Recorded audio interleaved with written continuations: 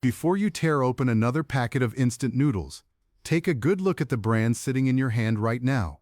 It might be one you've trusted since childhood. It might be the cheapest option stacked at the end of the aisle. It might be the exact one your kids beg for by name every single week.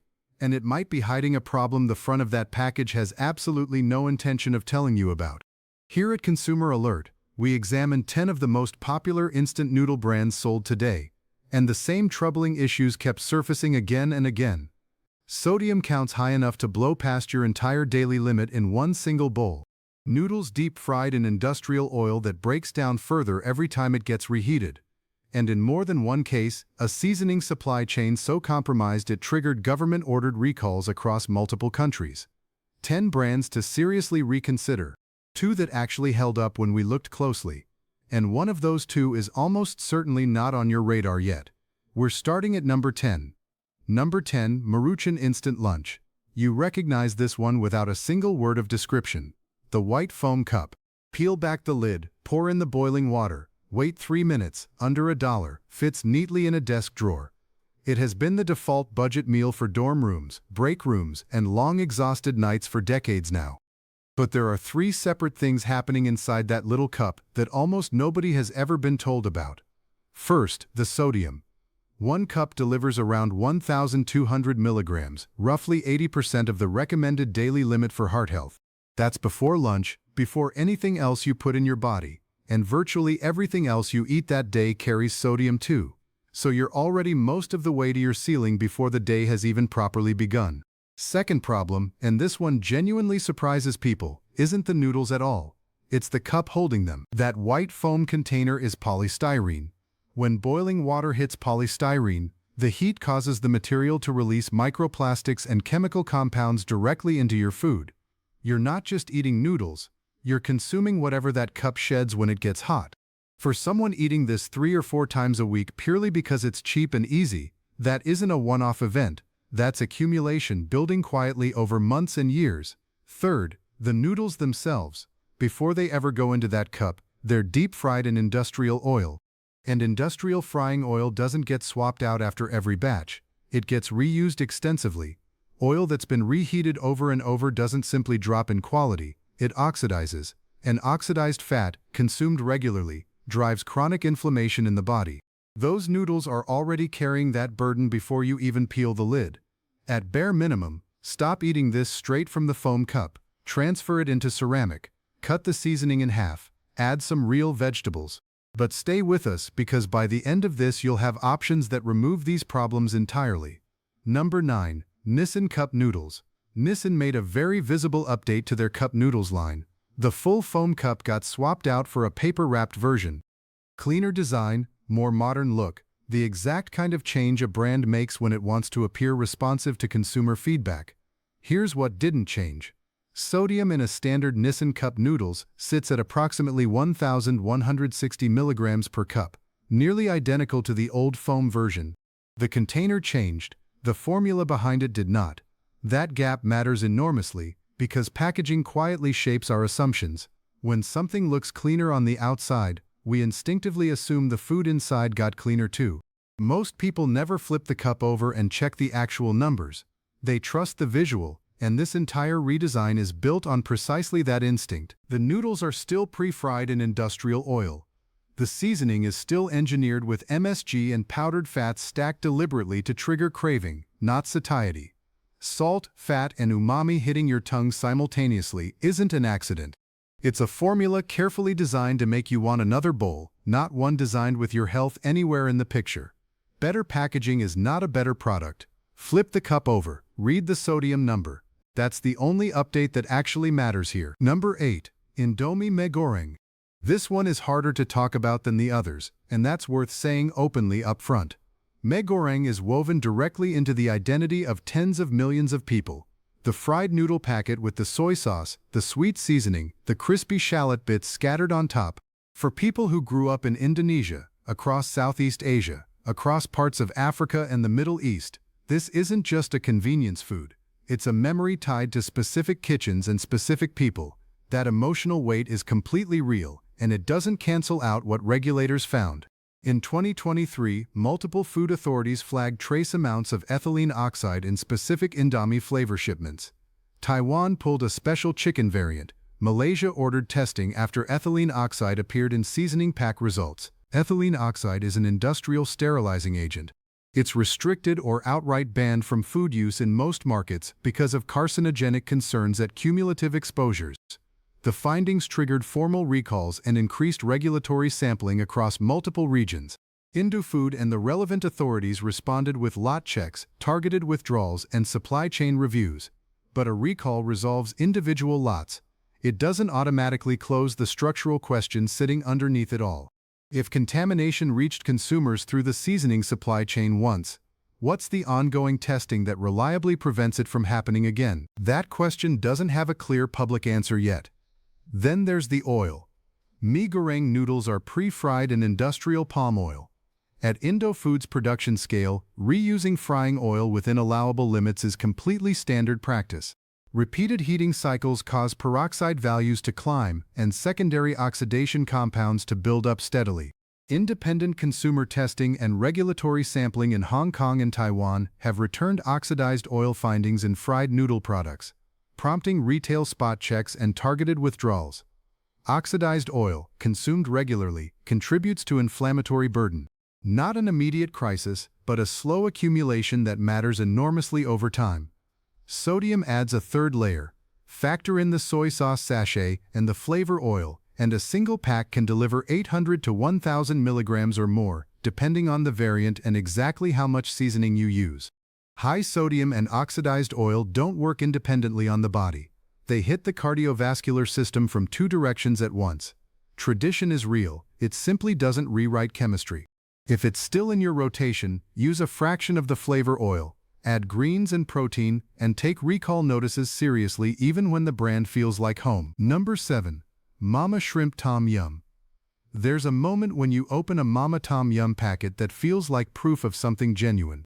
Lemongrass hits your nose first, then lime, then shrimp, then warm spice. For millions of people across Southeast Asia and diaspora communities worldwide, that smell is a specific place. A street stall, someone's kitchen, something real and lived in. But what you're actually smelling isn't any of that. Those aroma compounds are synthetic esters, volatile chemicals engineered to vaporize fast and hit the nose with intense familiarity the very second you open the packet. Food flavor scientists design them for exactly that moment, because that's precisely when the purchase decision gets reinforced. The scent doesn't last. By your second or third spoonful, it's already gone completely. What you're eating at that point is flat chemical broth. The intensity at opening was engineered to be front-loaded. It was never meant to survive the bowl in the first place. The shrimp note comes from powdered extract, the lemongrass from a synthetic concentrate.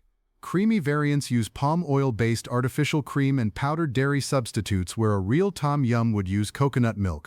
Nothing in the core flavor system reflects how actual Thai cooking produces those tastes. And that's not just a quality complaint. It's fundamentally a transparency issue. The product commands premium shelf space and a price above standard instant noodles based entirely on a perception of authenticity that's being manufactured by compounds engineered to fade before you consciously notice. A jar of lemongrass paste, a squeeze of lime, a few pieces of actual shrimp or tofu, and a fraction of the seasoning packet gets you meaningfully closer to the real thing with far less synthetic load. The smell at opening isn't evidence of quality. Now you know why it never quite survives the bowl. If this investigation has been useful so far, a quick like genuinely helps other people find it. Now let's get into the brands where the problems get significantly more serious. Number 6. Samyang Buldak. Samyang built something genuinely remarkable with this product. The black packet, the cartoon fire chicken, the challenge format that turned eating noodles into content itself. Millions of people filmed themselves doing it. Millions more watched. Samyang didn't just create a food product. They created a global ritual. Then, in June 2024, Danish food authorities ordered recalls of specific Buldak variants. The reason? Capsaicin levels measured high enough that regulators classified certain products as posing a genuine risk of acute poisoning for vulnerable consumers. The recall was directly connected to documented hospital visits and social media challenge injuries. This wasn't a precautionary move. It was a formal public health response to real harm that had already occurred. Capsaicin at extreme doses isn't just uncomfortable. Medical documentation and poison control records show it can produce severe nausea, vomiting, acute abdominal pain, elevated heart rate, and clinically significant blood pressure changes. In some cases, serious enough to require emergency care. Regulators acted with particular concern for children and older adults whose physiological responses to capsaicin overload can be substantially more severe. Now add the sodium. Popular Buldak variants, the original hot chicken, the carbonara, commonly list between 1,200 and 1,300 milligrams of sodium per pack. So you're getting a product engineered to push your body right to the edge of its capsaicin tolerance, combined with a sodium load that nearly wipes out your daily cardiovascular ceiling in a single meal. The endorphin spike you feel finishing a challenge pack is real. So is the gastrointestinal rebound. So is the circulatory strain. A product designed to feel like winning a dare is also a product designed to work your body hard. For older adults, this one simply isn't worth it at any frequency. For everyone else, occasional and deliberate, never routine. And if a local advisory appears for a specific lot, take it seriously. Retailers don't pull products off shelves without a solid reason. Number 5. Nongshim Shin Ramyun. The red packet. Rich, spicy broth. Real vegetable texture. Recognized instantly in Asian supermarkets and mainstream grocery chains worldwide. For years, that recognition functioned as an informal quality signal all on its own. Then regulators in multiple countries found something that recognition couldn't protect against. In 2023 and 2024, food authorities in Taiwan and several other markets detected ethylene oxide in Shin Ramyun seasoning packets, the exact same industrial sterilizing chemical that surfaced in Indomie's supply chain. It's banned from food use because of cancer concerns, and its detection triggered formal recalls and forced Nongshim into public conversations about ingredient sourcing and supplier testing. This wasn't a single contaminated batch from one facility. Multiple countries flagged multiple flavors in the same period.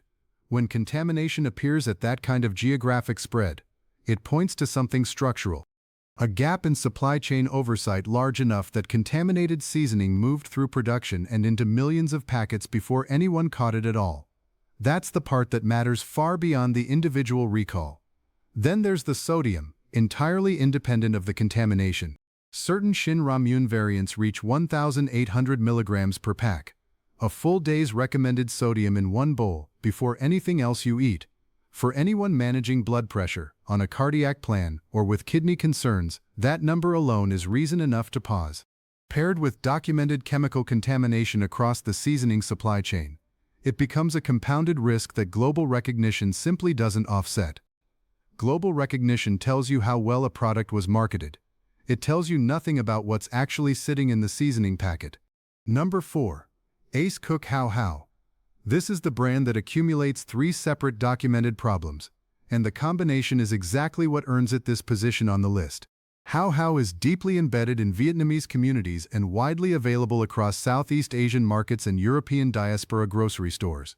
Low price, familiar flavor, genuine convenience. But for anyone eating these regularly, particularly older adults managing blood pressure, cardiac conditions, or kidney function, 3 distinct failure points compound into something worth understanding clearly. First, sodium. Nutrition database entries for common Heiho flavors show a range of approximately 1,100 to 1,900 milligrams per packet, depending on variety. Milder variants still commonly fall between 1,500 and 1,800 milligrams. One bowl can consume your entire safe daily sodium allocation. For older adults on ACE inhibitors, ARBs, or diuretics, or those with chronic kidney disease, the body's capacity to handle sodium is already compromised. Higher intake elevates blood pressure readings, increases fluid retention, and makes medication management genuinely harder to calibrate.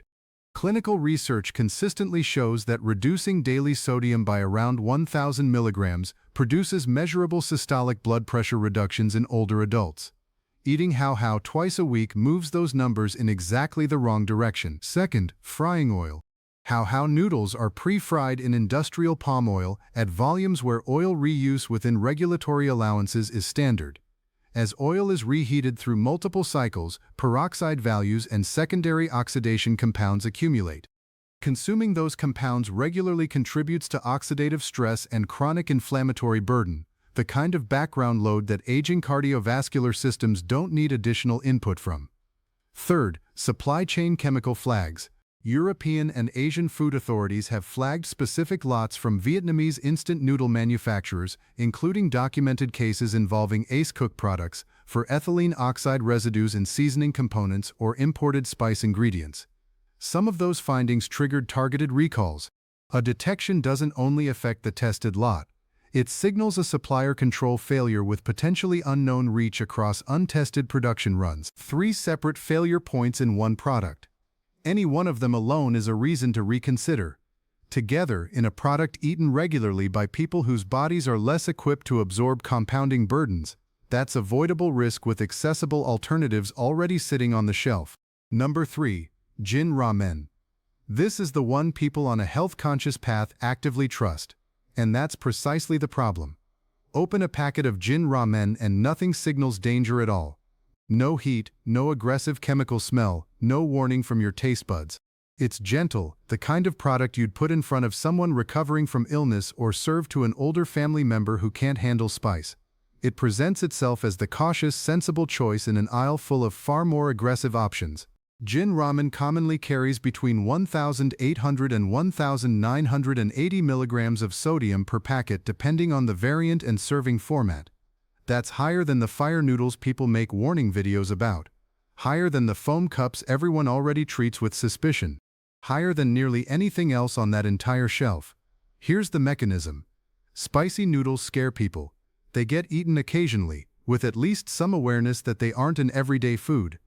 Jin's mildness does the exact opposite. It creates a false baseline of safety that leads people to eat it constantly, 3-4 times a week, because nothing about the experience ever tells them to slow down. No burning, no sweating, no instinctive caution. The product that feels safest is the one getting eaten most often. And the one getting eaten most often is the one delivering the highest sodium load most consistently. That's not a coincidence at all, that's the trap. Mild on the tongue does not mean mild on the body, and the label isn't designed to help you make that connection. Number 2. Otogi Ramen. If Jin Ramen earns number 3 for a sodium trap disguised as gentleness, Otogi earns number 2 for the same mechanism, compounded by what happens in production before the packet ever reaches you. The eating experience is soft, the branding is quiet. Nothing about picking an Otogi off a supermarket shelf feels like a decision worth scrutinizing. That's precisely why it shows up in weekly meal rotations without ever being questioned, often for years on end. Nutrition database entries for common Otogi ramen servings show sodium in the 1,800 to 1,980 milligram range for standard portions. For an older adult whose doctor has set a 1,500 milligram daily sodium ceiling, standard in cardiac, hypertension and kidney disease management, one pack exceeds that ceiling in a single meal. The production reality adds a second layer. Otogi noodles are flash-fried in palm oil to build texture and shelf life. In mass production, frying oil is reheated through extensive cycles before replacement. As it oxidizes, breakdown compounds accumulate, affecting flavor with a faint metallic or stale note some people notice without ever identifying, and contributing to elevated inflammatory markers when consumed chronically. Mild-flavored ramen steadily delivering oxidized fat residue isn't unusual. It's an accurate description of how the product is genuinely made. One more thing that rarely gets discussed. Lower-cost noodle formulations optimize for brittle or oily strand consistency to keep production costs down. For older adults who've developed any difficulty chewing or swallowing, a gradual shift caregivers often don't immediately identify. That texture increases choking risk and post-meal coughing. If someone in your care coughs consistently after one specific noodle brand and not others, the strand formulation is genuinely worth examining. Low drama on the packaging doesn't mean low impact in the body. 2 full servings a week can push a sodium-sensitive adult into consistent cumulative excess without anyone in the household ever connecting the dots. Number 1. Maggi. This one is last, not because it's the most visually dramatic, but because it carries documented history that reframes everything else on this entire list. Maggi has achieved something almost no other instant food brand has ever replicated. In parts of South Asia, West Africa, and across dozens of developing markets, Maggi isn't a brand name. It's the word for instant noodles itself. Children grow up eating it before they're even old enough to read the packet. Families stock it the way they stock salt, as a given, not a choice. The trust built into that relationship took generations to form, and that trust is exactly what made 2015 so significant. Government testing in India that year found lead levels above permissible limits across multiple Maggi noodle samples, not trace amounts requiring interpretation. Levels above the legal threshold. The result was a nationwide ban, the recall of millions of packets, and legal proceedings that ran simultaneously with lab challenges for months on end. It became one of the most significant food safety crises attached to a single consumer brand in modern history. Maggi was eventually reintroduced after the regulatory and legal process ran its full course. But the sequence, government testing detecting a toxic heavy metal above permissible levels, a national sales ban, a mass recall, is documented public record. A relaunch doesn't erase what the record shows. What 2015 revealed was a supply chain and testing infrastructure that failed to catch a serious contamination problem before millions of people, many of them children eating it daily because their families trusted the name on the packet, had already consumed it. The ongoing nutritional concerns exist entirely independently of that history. Maggi-style packets carry high sodium delivered through powdered flavor bases that load a serving fast. For older adults on cardiac or kidney management plans, one bowl can consume most of a safe daily sodium budget before any other food enters the day. A brand with a documented toxic contamination event at national scale, combined with a sodium profile that represents a genuine and ongoing cardiovascular risk for regular consumers. That combination puts Maggi right at the top of this list. Not because of how it tastes, or how long people have loved it, but because the record raises questions that familiarity alone doesn't answer. Nostalgia is not a safety test. When the documented history of a brand you trust raises serious questions, the right response is scrutiny, not habit. That's the avoid list. 10 brands, 10 documented reasons to reconsider. Now let's talk about what actually held up. Best option number 2, Lotus Foods Rice Ramen. The reason this one makes the list is simple. It eliminates the core problem shared by nearly every brand in the avoid section before you even get to the seasoning. Lotus Foods rice ramen noodles are made from rice flour and air-dried, not deep-fried. That single production decision removes the oxidized industrial frying oil issue entirely. When noodles aren't pre-fried, they don't arrive in your bowl already coated in degraded fat. Calorie density drops meaningfully, and you're not starting the meal with an inflammatory load built into the noodle strand itself. That's the baseline change that matters most. The ingredient list is short and readable without a chemistry degree. That's not just aesthetics. A short, recognizable list reflects real production decisions.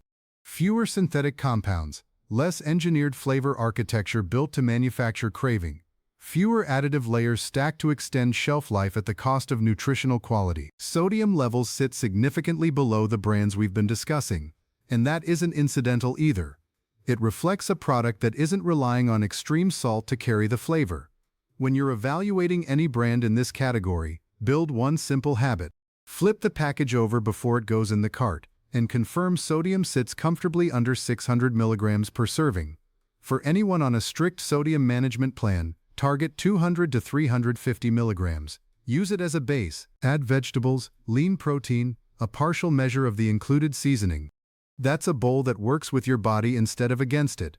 Best option number 1, Nissan Rao. Rao was built with a very specific goal: to close the gap between instant noodle convenience and the quality of ramen you'd actually choose at a restaurant. And in the ways that matter for daily consumers, it gets meaningfully closer than anything else at this price point. The difference starts right at the noodle. Rao noodles are steamed and dried rather than deep-fried. No industrial frying oil in the process. No oxidation compounds absorbed into the strand before the packet is ever sealed. Texture comes from the drying process, not oil absorption. The result is a more authentic mouthfeel without the rancid fat residue that defines the entire avoid list. That one production choice separates it from most of what we've discussed today. The broth base in most Rao variants uses liquid stock concentrates or higher quality base ingredients rather than pure powdered seasoning packets. That changes how sodium arrives in the bowl. It isn't simultaneously layered into every single component the way cheaper formulations stack it. Depending on the flavor, sodium sits at more manageable levels than the brands we warned you about earlier. Using partial seasoning is still a sensible habit, but the starting baseline is genuinely different here. Rayo costs more per pack than everything on the avoid list. That's the honest trade-off. You're paying for production choices that cost more to make. But if someone in your household eats instant noodles regularly, the per-bowl cost difference is modest compared to what chronic high sodium and regular oxidized oil intake accumulate into over time. In blood pressure trends, in medication adjustments, in long-term vascular wear that doesn't show up until it's already advanced. Treat it as an occasional convenience meal rather than a daily staple. Add vegetables and protein, use partial seasoning. Rotate it with whole food options throughout the week. But when convenience is genuinely what the moment requires, Rao is the version of that choice you don't have to second guess. Here's what all of this actually comes down to. 10 brands, and across all 10, the same underlying pattern. Sodium loads that systematically exceed safe daily limits. Frying oil reheated to the point where it becomes an inflammatory input rather than a neutral one. And in multiple documented cases, Indomie, Shin Ramyun, Ace Cook, Maggi, government regulators finding things in the supply chain that triggered formal recalls, legal proceedings, or national bans. The solution doesn't require a significant lifestyle change. It requires a few consistent decisions made at the right moment, when you're standing in the aisle with the packet in your hand. Choose air-dried over deep-fried whenever there's a choice. Use half the seasoning packet or less. Add real vegetables and lean protein so the noodle is a base, not the complete meal. Limit instant noodle servings to once or twice a week rather than daily. And for anyone managing blood pressure, heart disease, or kidney conditions, read the sodium number on the back before the packet goes into the cart, every single time. The lab results that follow those decisions won't change overnight, but they absolutely will change. The research on sodium reduction and blood pressure response is consistent enough to treat as genuinely reliable. So which brand on this list are you walking away from? And which one caught you the most off guard? Drop it in the comments below. The answers reveal far more about how this category is marketed than most people ever realize. If this changed how you'll shop next time, share it with someone who still has one of these brands sitting in their kitchen right now. They're reading the label the same way most people always do. But now, thanks to Consumer Alert, you know exactly what to actually look for.